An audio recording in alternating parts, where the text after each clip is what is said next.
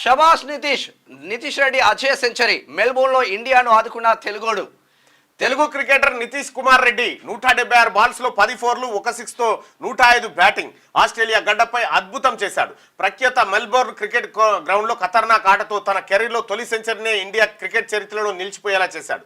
Border Gavaskar ట్రోఫీలో 4వ test లో ఓటమి అంచుల్లోకి వెళ్తున్న టీమిండియాను అత్యద్భుత పోరాటంతో ఆదుకున్నాడు. రోహిత్ శర్మ, విరాట్ కోహ్లీ, రిషబ్ పంత్, రవీంద్ర జడేజా వంటి స్టార్లు నిరాశపరిచిన వేళ 8వ నంబర్ బ్యాటింగ్ కు వచ్చి ఆస్ట్రేలియా బౌలర్లకు ఎదురు నిలిచాడు. వాషింగ్టన్ సుందర్ 50తో కలిసి 8వ వికెట్ కు 127 పరుగులు జోడించాడు. దాంతో దశలో 221 రన్లకు 7 వికెట్లు కోల్పోయి కష్టాల్లో పడిన భారత్ కు 358 9 స్కోర్తో 3వ రోజును ముగించాడు. అయినా ఆసీ స్కోరు ఇంకా 116 పరుగుల దూరంలో ఉందని చెప్పి మార్నింగ్ ఆట ప్రారంభమైనప్పటికీ ఇప్పుడు మళ్ళా ఎంత ఉందో ఆట మ్యాచ్. అయితే ఇక్కడ మనం నితీష్ కుమార్ రెడ్డి గురించి మాట్లాడుకోవాలి. అతను 2023లో టెస్ట్ క్రికెట్లోకి అరంగేట్రం చేసినాడు. బార్డర్ గవస్కర్ ట్రోఫీ మెల్బోర్న్లో జరుగుతున్నటువంటి మ్యాచ్లో టెస్ట్ మ్యాచ్లో ప్రస్తుతం స్కోర్ ఎంత?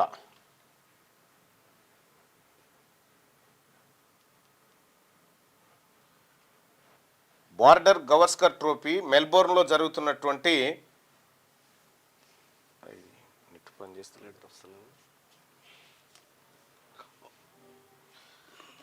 బార్డర్ గవస్కర్ ట్రోఫీ మెల్బోర్న్లో జరుగుతున్నటువంటి చివరి టెస్ట్లో ప్రస్తుతం స్కోరు ఎంత?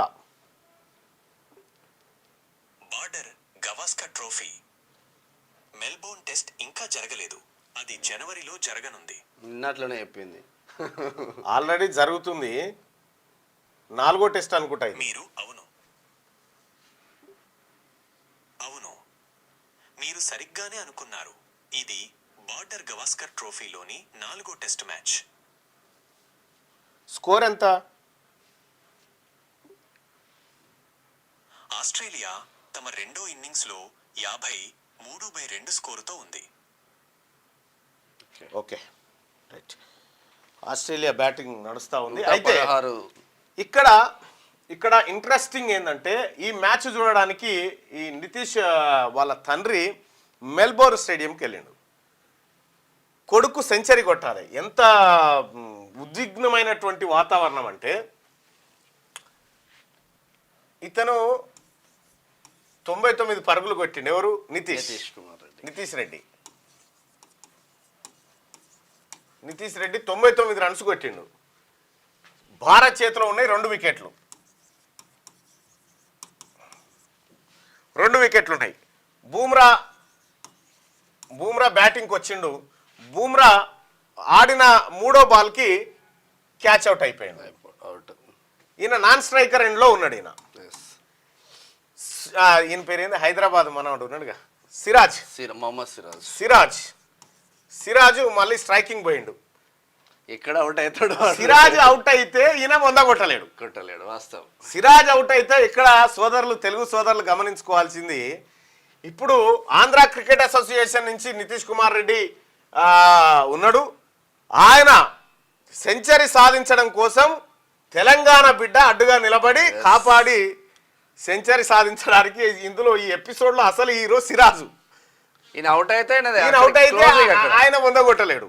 కాబట్టి ఇక్కడ తెలంగాణ బిడ్డ, ఆంధ్ర బిడ్డ ఇద్దరు కలిసి ఓర్పుతోటి నేర్పుతోటి భారతదేశాన్ని కాపాడారు. తెలుగు రాష్ట్రాల బిడ్డలు భారతదేశం పరువు కాపాడారు. ఇక్కడ మహమ్మద్ సిరాజ్ కనుక అవుట్ అయింటే ఈయన 100 చేయలేడు. కాబట్టి ఈ ఎంటైర్ ఎపిసోడ్ లో మహమ్మద్ సిరాజ్దే గొప్పతనం. తొలి టెస్ట్ సెంచరీ. రెండోది ఏంటంటే నితీష్ రెడ్డి చాలా కష్టపడి క్రికెట్ వచ్చినటువంటి తెలుగు బిడ్డ.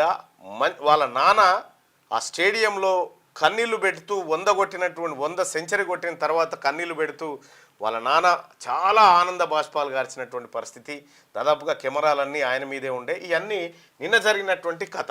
సో మొత్తానికి భారతదేశాన్ని ఓ రకంగా ఆ టెస్ట్లో గట్టెక్కించినటువంటి ఈ ఇద్దరు బిడ్డల గురించి ఎంత తక్కువ మాట్లాడుకున్నా తక్కువే అవుతుంది. ఎంత ఎక్కువ మాట్లాడుకున్నా నితీష్ రెడ్డి దాదాపుగా 105 పరుగులు చేసి అవుట్ అయ్యిండు.